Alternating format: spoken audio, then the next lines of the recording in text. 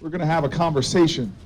And I want folks to get comfortable like this is my living room, because you all make me feel so at home. I feel like this is my living room. I want to thank Chair, thank you for that introduction, those kind words. Patricia Pringle, I don't know where she ran away to. She went inside. We all tell her I said good things about her behind her back? Senator Land, you better sit down. You better sit down, sir. That is an order from a United States Senator to one of the more esteemed state senators there ever has been. All right, I just want to say thank you. This is a gathering for a conversation. This is not going to be a political speech. And I'm hoping that folks here will have some questions that are really coming from your heart, coming from your concerns. Because the United States of America, you all know change doesn't come from Washington. It comes to Washington. This great county here, you all really have a national reputation for being civil rights activists, for moving this whole country forward on issues like school desegregation and equality. I am here right now as America's 4th popularly elected African American in the Senate because of my roots, not family roots, I'm talking about community roots. I stand on the shoulders of the giants in communities like this. I said before, I'm surrounded by veterans who were willing to stand for my rights, stand for their country. I am here, as my father would say, because of the blood, sweat, and tears of fellow Americans. My father called it a conspiracy of love. The people who, even if we weren't related or the same religion or the same race, knew that we were all in this together. If you're a Native American, you came over here on some kind of ship, but we're all in the same boat right now. And so I want to just for a moment tell you a little bit about why I'm running, and then I want to open it up for us to have a conversation. How's that sound? All right. You know, I was born to parents who really wanted me to understand that I have blessings that I've received that I can't pay back, I've got to pay it forward. My whole career has been about running at some of the toughest problems in our country.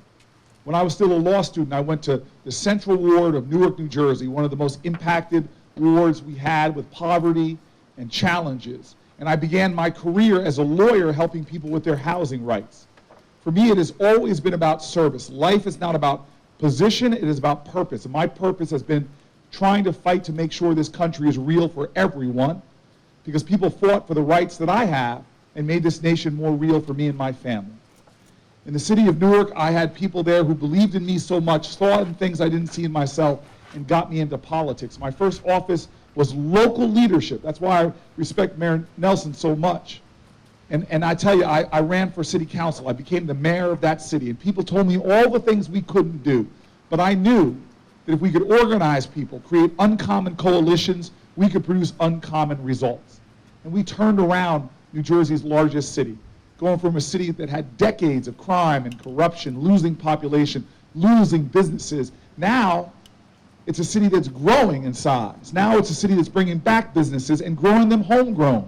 A lot of folks who are entrepreneurs, black women and Latino women, really open up businesses all over our city. We're thriving right now.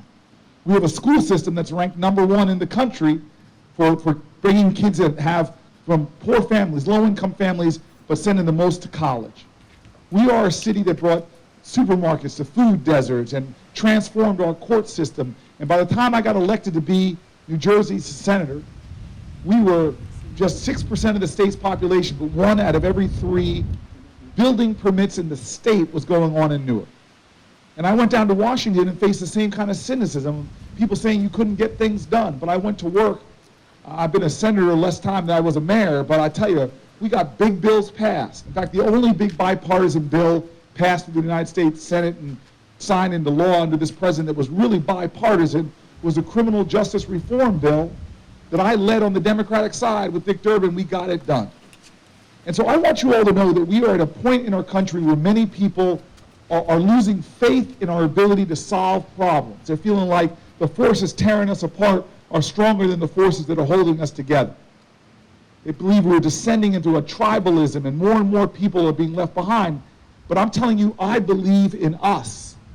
I believe in the power we have if we can bring people together, if we can get rid of this politics that pits American against American and start showing that we can find common ground and common purpose again.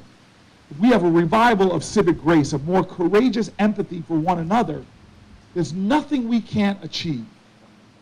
I'm one of these folks that talks more and more about the Democratic Party can't define itself by what it's against. We got to start talking about what we're for.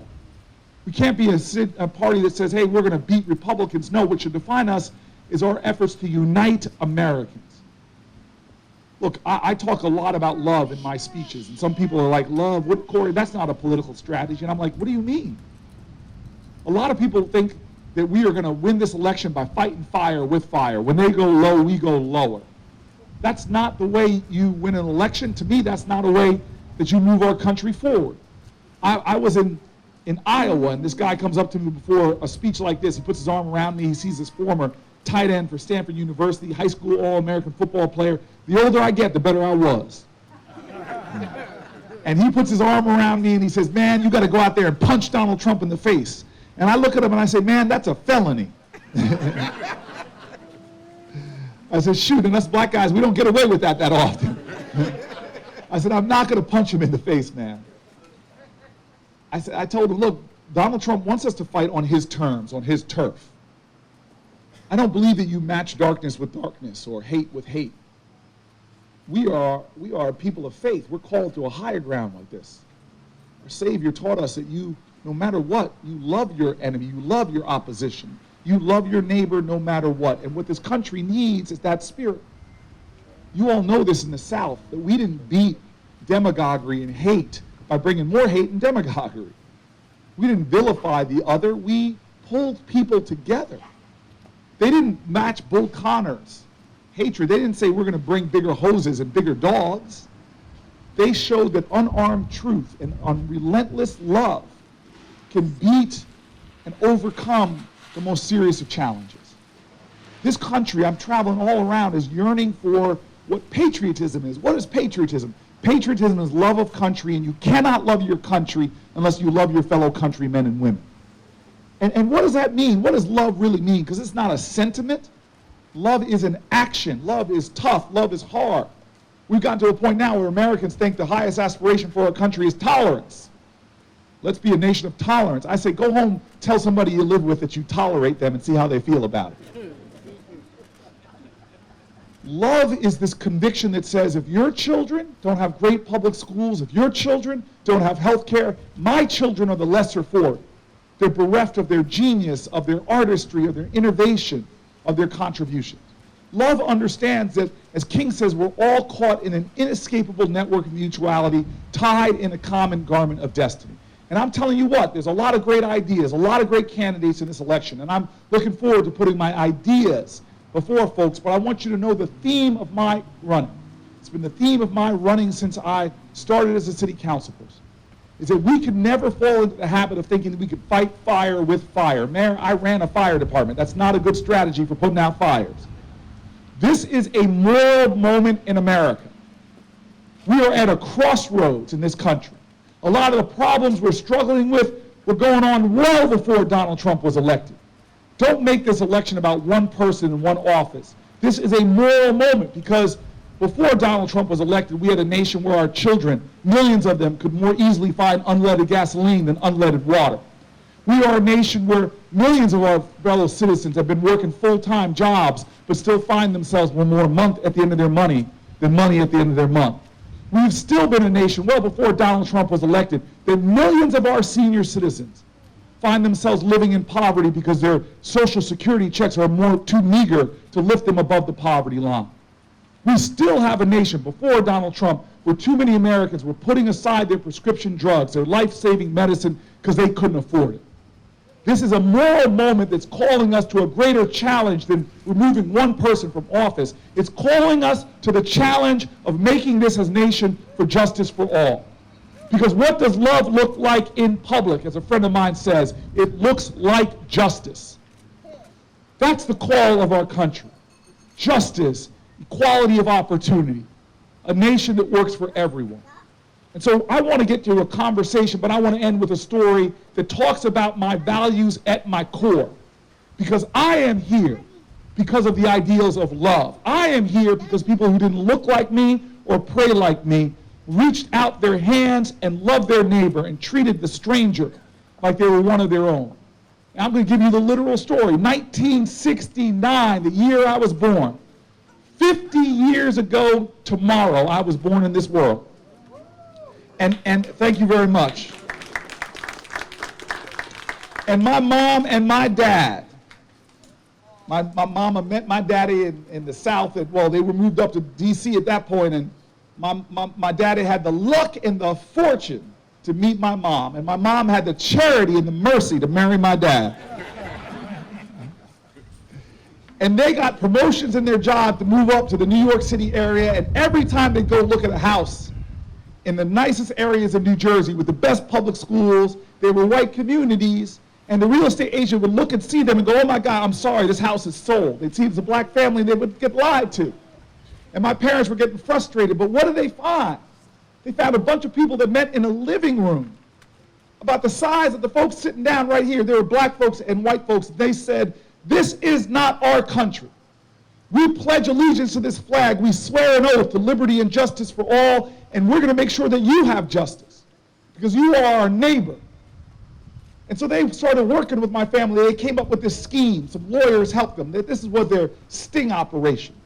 They would send my parents to a house to look at it. They would be told it was sold. They would leave, and a volunteer white couple would come right behind them and find out the house was still for sale.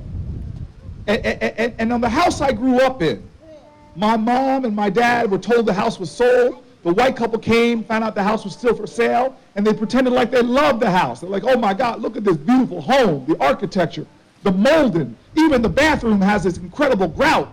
If that grout could shout, oh my gosh. And they put a bid on the house. The bid was accepted. Papers were drawn up. A closing was set in the real estate agent's office. But on the day of the closing, the white couple did not show up. My father did, and a volunteer lawyer, a white man. And they walked into that real estate agent's office and confronted the real estate agent. The real estate agent didn't give up. He was in violation of federal law, but he gets so angry that he'd been caught, he stands up and punches my dad's lawyer in the face. And he sigs his dog on my dad. Now, every time my dad told this story as I was growing up, that dog got bigger. Eventually, I was a teenager, and my dad's like, boy, I had to fight a pack of wolves to get you in this house. You better appreciate what you have. Boy, you can't pay it back, but you got to pay it forward. So I went to all these colleges and universities, and my dad wasn't happy. He's like, boy, you got more degrees than the month of July, but you ain't hot. Because life ain't about the degrees you get, it's about the service you give. So what was the first thing I did? When I got my college degrees, I moved to the Central Ward of Newark and started fighting for the housing rights of people in inner cities. All my life, that's what I had been about. I remember who got me to where I am and the work we still have to do to live up to the pledge we all make. When I got to the Senate, I decided to do what a lot of senators do that have a high sense of self-regard. I decided to write a book. And when your name is Booker, that's a lot of pressure, y'all. And my book title won't surprise you. The title of my book is called United, about finding common ground. We got lots of common pain in this country, but we got to get back to a sense of common purpose. And so the part of this story, though, that I want to tell you that truly defines me, it shook me to my core, it affirmed my purpose in life, was the end of the story that I didn't know till I started fact-checking my daddy. Because if you have a daddy like me, you got to fact-check him. How big was the dog, after all? And so I go back to find the head of the Fair Housing Council from the 1960s. She is easy to find because she's still head of the Fair Housing Council of New Jersey now. She is 92 years old. Miss Lee Porter, now she doesn't represent black families. She represents same-sex couples. She represents Americans with disabilities. She represents Muslim families because to her, justice has no color, justice has no orientation, justice has no religion. For her, there is one justice, one nation, one love. And she confirmed a lot of the facts, but then she sent me to that lawyer who organized the other lawyers, and this is the part of the story that shook me. Because I called this man up, he's a retired New Jersey judge, 84 years old, and when I call him up, he tells me all the facts I needed. It was not a pack of wolves, it was just a dog. But when he starts telling me about himself, that he was this young man when he started working with black families, he was barely making ends meet. He just started his business. He was really busy, struggling to support his family. And I had to ask him, why? Why would you help black families moving into your neighborhood when all that was going on at a time where there's fears of white flight and real estate prices going down if black families moved in, why would you go to such extremes to help black families? And he said, well, I remember the moment I made the decision. And I said, the moment? He goes, the exact moment. I go, well, tell me what it was. And he said, well, I was sitting at home watching TV in 1965. Now, some of y'all remember those days. That's when we had like 3 channels. And the TV, what would happen at like 11 o'clock? It'd be over. They'd play the national anthem and it'd be done. People didn't have anything to do. That's why I think we had higher birth rates back then. Well, he's watching TV, and I actually looked up the show he was watching. It was a TV movie called Judgment at Nuremberg, about the aftermath of the Holocaust. And he says he's watching TV, and they break away for breaking news. He's shocked that they pull away from an ongoing movie to show a bridge in Alabama named the Edmund Pettus Bridge. And he says he's watching as these marchers who started in Selma and were trying to go to Montgomery get stopped on that bridge by Alabama state troopers. And they would not let them pass. And then he is horrified at what happens next. They shoot tear gas and gas the marchers. Just a matter of days ago, I was in Nevada, and when I start telling this part of the story, a man lifts his hands. He was in a chair, motorized chair, and had oxygen in his nose, but he held his hand up strongly and says, I was on that bridge that day. And told me what happened after the tear gas. He told everybody that the horses stormed in, started trampling people. And this man in New Jersey, a white man on a couch in New Jersey, watches as the Alabama state troopers start beating the marchers with billy clubs. Another one of those marchers who's always been my hero, now he's my colleague, is a man named John Lewis, who said very regally, he's a noble man, but he's very humble. He says, Cory, I shed a little bit of blood on that bridge. And I said, Congressman, no, man, you had your head cracked open. You were knocked unconscious. He had to be carried back to the church. And so what does a white man on a couch 1,000 miles away in New Jersey do? Does he just sit there and say, that's a shame? Does he do what many of us do sometimes when we see a problem far off and allow our inability to do everything to undermine our determination to do something? No, he gets up off his couch and says, I gotta do something. I can't afford a plane ticket to Alabama. I can't afford to close my business, but maybe I'm gonna do the best I can with what I have, where I am. And he starts thinking to himself, okay, well, maybe I can afford an hour of pro bono legal work a week, and maybe an hour. And he gets on his phone, calls around to see who might need some civil rights legal help. And he finds this young woman named Miss Lee Porter that's like, hallelujah, thank you. I need some help. And the two of them get to work. He says years pass, and he organizes other lawyers. And now they got a sting operation going. And he says he remembers the day 4 years later that he gets a case file with 2 names on it. A young couple trying to move up from the South into New Jersey. The names, he says, on that file were Cory and Carolyn Booker. I would not be here right now if it wasn't for the bonds that tie us together. I would not be here right now if it wasn't for the spiritual strength that exists in people who are often overlooked or looked down upon. I wouldn't be here today if it wasn't for some marchers on a bridge who stood up for patriotism, who stood up for love. And just by standing up, they didn't make it to their destination on that day, but they let loose an energy that instantaneously leaped 1,000 miles and changed the heart of one man on a couch in New Jersey, who would then go on and change the destiny of a generation not yet born. I am running for president because I believe in that power. I know who we are. Our history speaks to a perpetual testimony of the achievement of impossible things, of overcoming so-called insurmountable problems, of unifying people across race and religious lines to create one people. We come from generations who always were about putting more indivisible back into this one nation under God. And in this moral moment, I believe what is called for is not just trying to remove one man from office. What's called for is for us as a nation to unite again in common cause and common purpose. I am running an election, not just seeking a position. I'm running an election because of that purpose. And if you all will stand with me and work with me and join in a more courageous love for me, then we will not only win an election, but we'll be on the right track for getting this nation back to its purpose, for creating a land with liberty and justice for all. If we do that, then this nation's tomorrows will be better than our yesterdays. Then this nation will rise. Thank you, everybody. So, Ms. Pringle, I'm going to answer some questions. How's that sound? Does that sound good? Look how patriotic she looks today. She's got a red, white, and blue necklace on. She's got her donkeys on, and those earrings too. I'm proud to have these two great Americans endorsing my campaign. I'm really proud. You all putting your faith in me, but I think what you're really putting your faith in is us.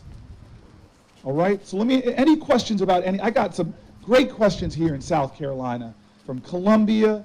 I've been all over the state this last 2 days, and I know here in this great city, Manning, I know you all got some questions for me. Yes. My name is Jersey Sen, and I was on the phone today with a young lady who lives here and works on a number of campaigns. I don't know if you know her name. She moved to Texas. She's working for a woman in Texas, a black woman. I forgot her name, but she said, I know Cory Booker. And I said, how do you know? She said, I called up his office and asked for a donation. She's running for something more local, okay? Yes. And asked for some money, and he sent us, she's a black woman, she's a white young lady, but she works with, she's the campaign manager for this black woman who's running for, I don't know, some position, not president, yes. But anyway, she said, and Cory Booker sent $1,000. And I'm sure you don't know, but she's a black woman who was running for some office in Texas. She told me the story today. Okay. And I said, you know what? I was born in New York, lived 40 years there, have friends who live in New Jersey and all that. But I heard about you politically, about how you turn Jersey around, all that. But I didn't know you. I didn't know. Yes. Okay. Anyway, she said, this is her question. Yes, please. She said, what I want to know is, being in New Jersey and in Newark, how did the Trump family affect you? Oh, wow, that's a good question. That's a really good question, because we're from Trump territory. Yeah, that's what he's got some golf courses in my state. Yeah, she said. And some casinos. I don't know. He had some casinos till he bankrupted them, but he had some casinos too. So let me answer two parts of that question. I just want to say that you have to remember how you got to where you are. When I was running for city council, I asked a lot of people for help, and a lot of people closed doors on me, turned their back on me. But there were a lot of people who didn't even know me, probably didn't care about a city council seat in Newark, New Jersey. But they said, you know what, I see something in you, young man, I'm going to help you out. And I swore that if I ever made it, I was running against the machine. I hope you all watch this movie called Street Fight. Oscar-nominated movie. It's on Netflix and a lot of other platforms. It's about my first run for mayor of the city of Newark. And you'll see the odds I was up against. The whole party machine was against me running. But I will never forget those people that reached out to help me. And so I know it's really important in my life, as I climb higher and higher, to always reach back and find people to help, even if it's just $1,000, $500 to do something.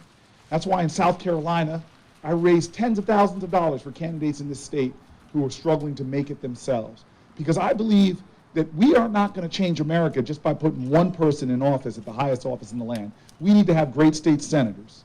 We need to have great representatives. We need to have great mayors. We have got to create a party to get people in there. And I'll tell you what, right now there's a lot of people trying to stop people from voting, trying to suppress the vote.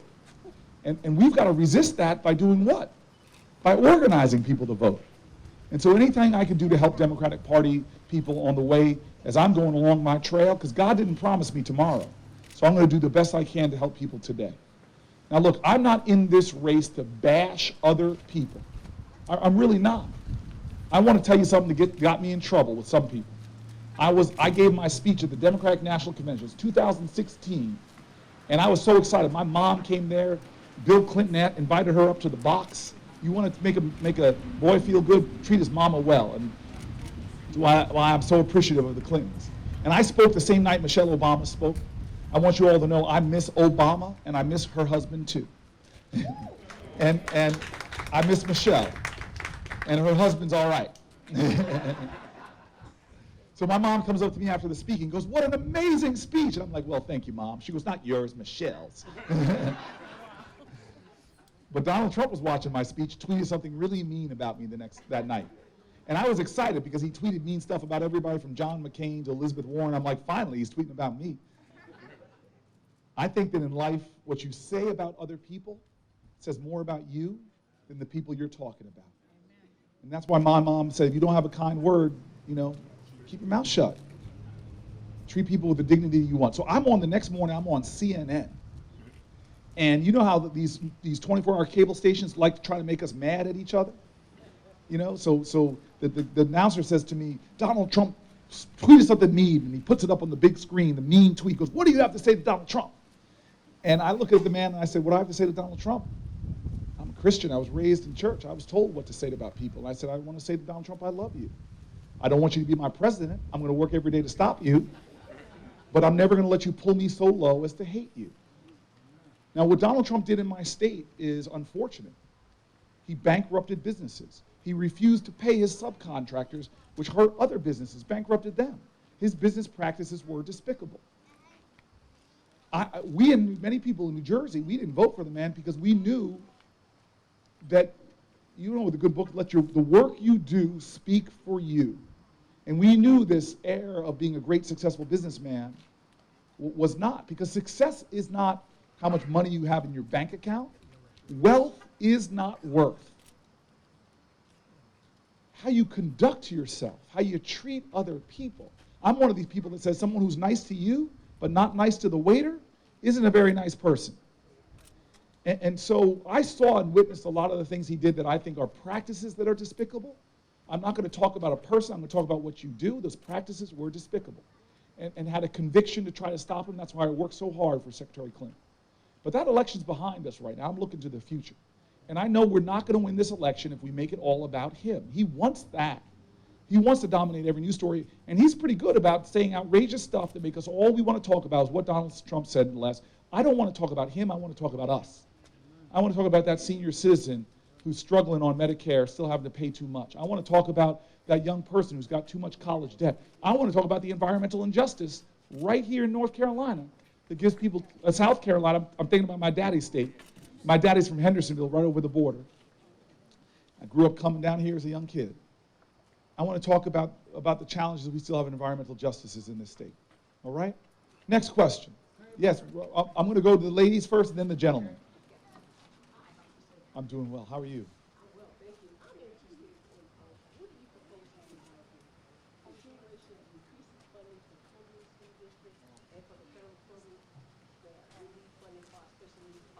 Oh, thank you. This is right in my wheelhouse.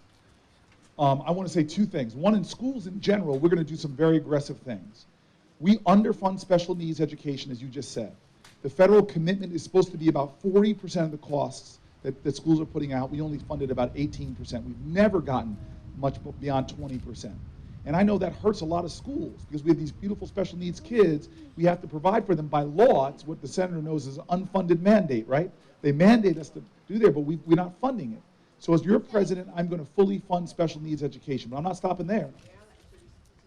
Please. I have a student right now who's being educated in Boston, and it is costing $300,000 per year.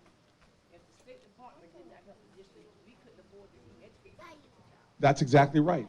Because there's specialized schools sometimes for our children to help them manifest their potential, God-given potential. All children have God-given potential. And sometimes those schools cost a lot. And that takes a lot of money out of the district that they need to spend on other things. And that's why my commitment to you is that we are going to fight to fully fund special needs education, okay? Number two, though, we need to help our teachers. There's a crisis in public education here. Teachers on May 1st are planning a walkout, and I understand why.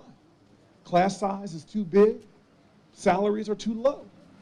And so what we're going to do on the federal level, we got to clean it up on the state house. We got to elect more great state leaders, like Senator Land. But I'm going to help you all too. I'm going to give more contributions to people in this state who are running for office, because I think if we organize people, get people elected, we can turn this state blue.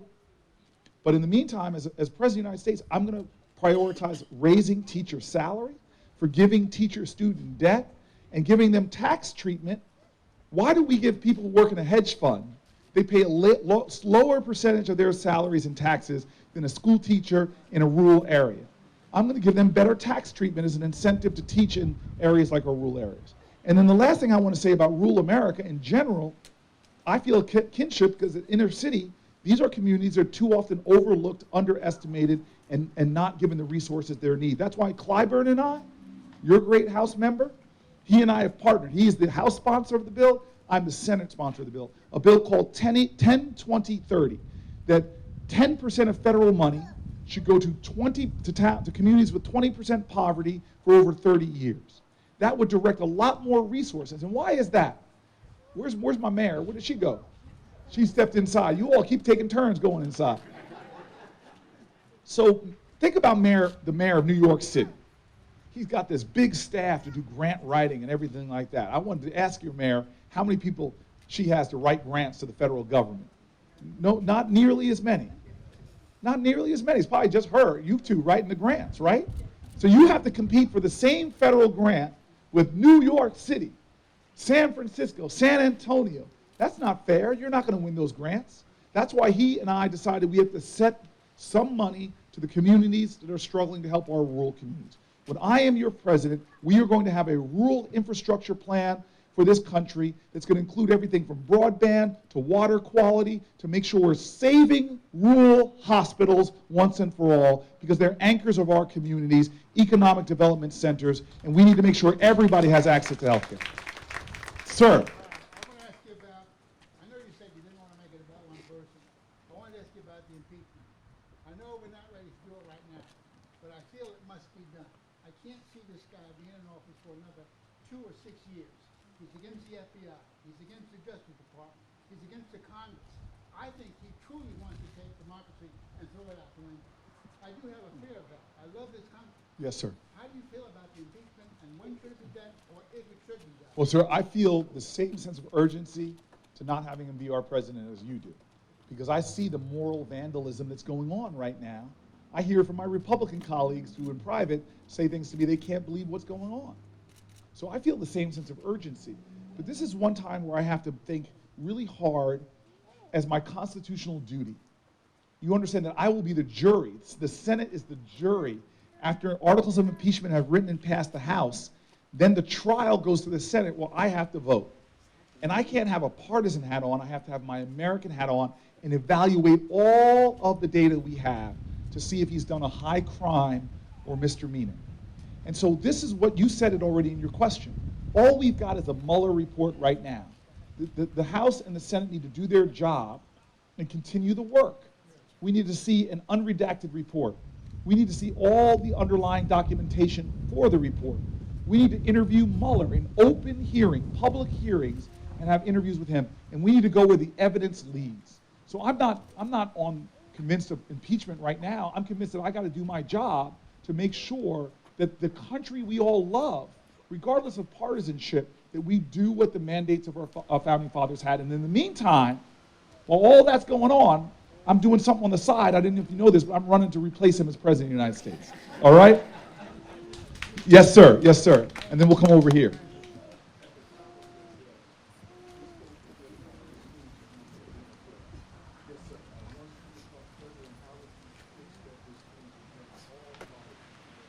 So he's asking me if you didn't hear in the back there. He said in the top of my address, I talked about disunity even among the Democrats. He asked me, how can I be someone who creates more unity within the Democratic Party? And I'm going to just flip this a little bit on you, because we all have to understand that right now more than ever, we need a united party. There's an old saying that sticks in a bundle can't be broken. We need to pull everybody together for a common purpose in the Democratic Party. Now in a primary, it's good that we have a competition of ideas. But I'm hoping that everybody that comes through here running for president, everybody here extracts a commitment that you all say to that person, if you don't become the nominee, commit to us that when the primary is over, you will fall in line behind who our nominee is and make sure all your supporters do as well. Because what happened in our last election, that didn't happen. A lot of divisions. People were sore losers and said, I don't care, I'm not supporting the nominee for the Democratic Party. And so I'm committing to you that I will be a force of unification. I believe, I feel called to be running, and I pray that I win. I leave that in God's hands and the hands of the voters in South Carolina. But no matter what, I will be supporting the nominee. I hope it's me, but I will support the nominee. But you asked even deeper than that, Cory, what can you do after you win? Other things that we can do. And that's beginning to help to create a leader of the party, because when you're president, you're leader of the party. And I want to let you know, I'm going to lead the party to come more together. And I'm going to start with saying, before I even swear my oath of office, I'm going to turn around to the party and just start saying, look, you can't give up on communities. Why is it that every Democratic candidate comes run through your state when they're running for office and need you in the primary, and then they don't come back? They don't even come back to campaign here for president. The reason why, if I'm your nominee, you're going to see me campaigning in South Carolina for the general election is because I know if I can come here and excite some more voters and more turnout, I may not win the state. I still think I can. But getting more voters turnout, you're going to win more House seats on the state level. You're going to win more Senate seats on the state level. You're going to win more mayoral seats. I'm in charge of building the whole party. And I want you to know, I'm of the X generation, they call us. I come from a technologically savvy generation. And we're going to start doing things to organize our parties we didn't before. There's some pastors that are here right now. Where's Pastor China? Oh, there he is. I'm going to ask Pastor China. Pastor China has a congregation. I just was in his church. It's a beautiful church, historic church.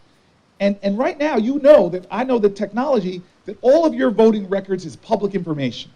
I can actually look up and see when you vote. Now imagine if this pastor, who is probably before an election, you're not a partisan man, but you encourage people to go to the polls, don't you, Pastor China? What if he was able to have, just by pulling out his phone, the list of his church membership, and right next to that list is a list of their voting record? He could actually call a meeting with all those people in his church that aren't going out to vote and just saying, I know who you are. And it says pray for those who are in office, right? Well, we don't need to just pray for them. We need to put them in there too. So I'm going to be the president and the leader of our party that starts putting the tools in the hands of our grassroots leaders to better get more voter participation and more organizing. Because I know we have all the votes we need in America, but too many people sit on the sidelines. Let me give it to you clear to a majority African-American audience. And by the way, this is about all Americans. I don't mean to pick out on black people, but let me just tell you what happened in Philly. Pennsylvania, Hillary Clinton lost by 7,000 votes. In the city of Pennsylvania alone, in the city of Philadelphia alone, 50,000 less African Americans came out to vote than had voted before for Barack Obama. Let me give you it deeper, because I want to tell you about my city. I was a leader of my city, sir. I went to go vote for Barack Obama, and there was a line around the polling place. And I was mayor of the city, and I used to roll deep when I was mayor. I had police officers with me, big SUV with lights and sirens. I used to roll deep. You got a very humble mayor. She drives herself around. I had police officers. We roll up to the end of the line, but I'm not this genteel. I'm a child of people from the South, but in Newark, we're not as genteel and kind as you. So the woman at the end of the line, she doesn't say, hello, mayor, nice day, nice to see you. She turns around and sees, we're in Newark, we're Brick City. She looks at me and she goes, don't you think you're cutting in line now? I don't care who you are. She gave me 2 snaps. You ain't special. And you know what I said? I'm the mayor of the city. I got police officers next to me. I look at this woman and I go, yes, ma'am. And I waited over an hour just to vote. My staff is calling me up. Mayor, you got things to do. You gotta cut in line. I go, I ain't special. I'm waiting like everybody else. 1 year later, I'm not exaggerating, 1 year later, it is the gubernatorial elections in New Jersey. We have an incumbent Democrat and a guy that nobody knew at that point was running against him named Chris Christie. I go to vote and nobody is at the polls. I walk right in, the poll worker's sitting there. I walked around the table and gave her a hug because she looked lonely. And then when the results came out, people were shocked. And then people start seeing things happening they don't agree with, and they start trying to blame the other people. Blame the Republicans. Come on now. The opposite of justice is not injustice, it's apathy, inaction, and indifference. And so my job as leader of the party is saying enough of that. We are going to start before I even swear the oath of office, organizing, putting resources in this community, giving tools to local leaders like you, Pastor, so that we can have the highest voter turnouts as we go forward in future elections, and we can continue to take this country to where it needs to go. All right? More. Yes, one more question. Crystal, I want everybody to know who my leader is. The leader of my campaign is Crystal Spain. She's not from Spain, she's from South Carolina. I don't know if your ancestors one day, a long time ago, came from Spain. I think they came from Africa. Maybe the town in Nigeria was Spain, Nigeria. I don't know. Anyway, Crystal's a phenomenal leader. She has an incredible team around her, and I'm grateful. So she said one question. I learned to listen to strong black women, but I'm going to answer two questions. Go ahead, one here and then one more after this. Yes, sir. Yes, sir.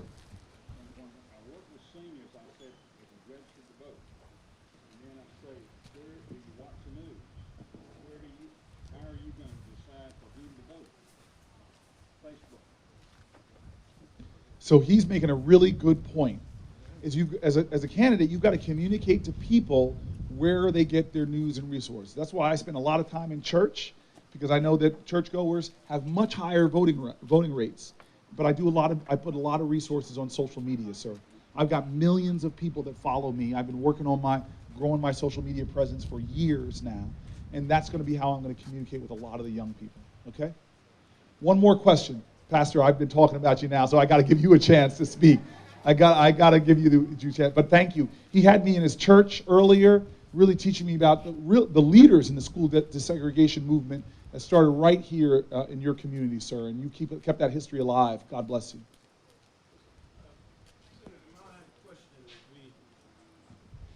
What is your response, or what would your response be to the perceived threat to our country from our southern borders versus the real threats of division in economics, division in educational opportunities, the division of housing opportunities, division of employment opportunities?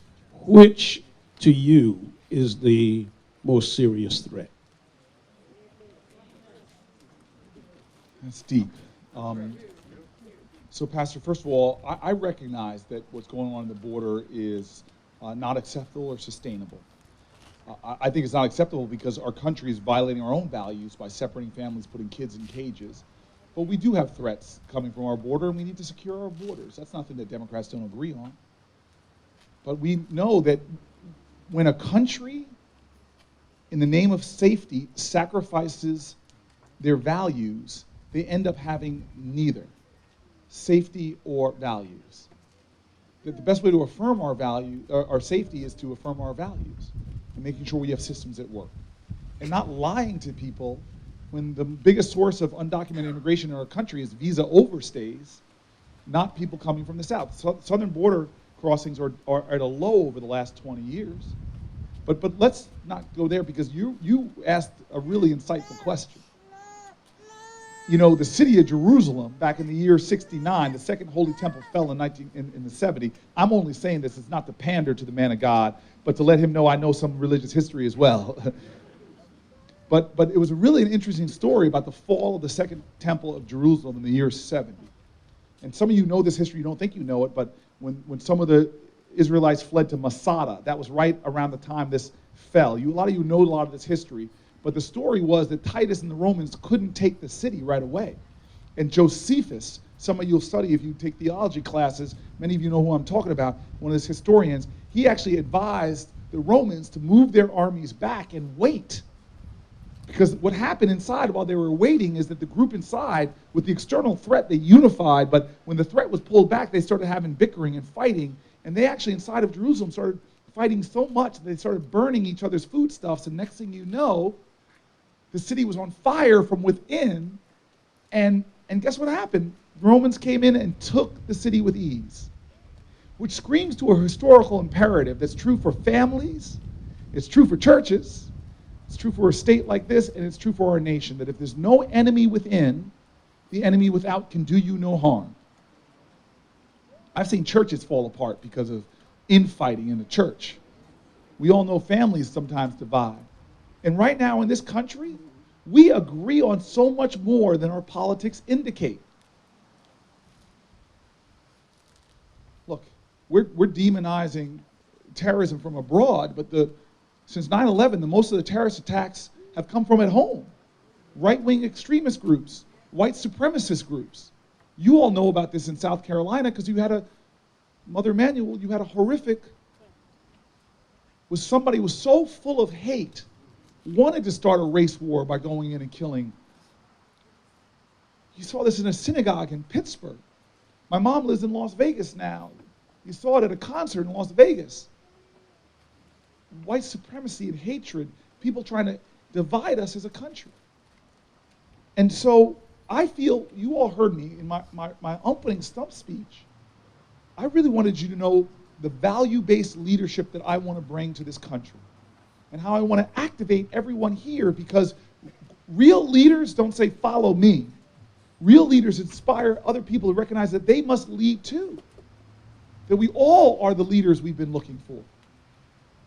And so I want to end with this challenge to everybody, for all of us to be forces of good and light, all of us to be forces of kindness and grace, all of us to reach out to people to try to repair the fabric of this nation.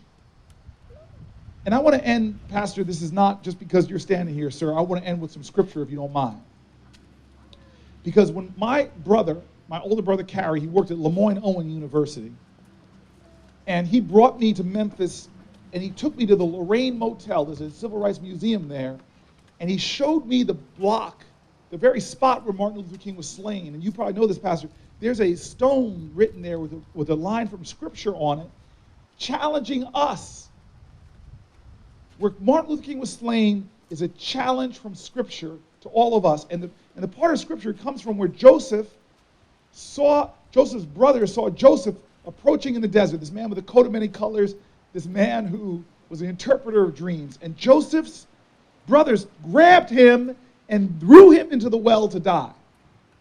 But he didn't stay in the well, because we got a mighty God. He rose up and went on to lead a nation through crisis. Now, you all know that's a religious saying. Sometimes you got to go to the pit before you go to the palace. We've all been through those dark places before, knowing that it's time that God turns things around. Weeping may endure through the night, but joy cometh in the morning. But we're in the pit right now. Americans are hurting right now. Americans see hate rising, see costs rising, and incomes not. They're in the pit right now.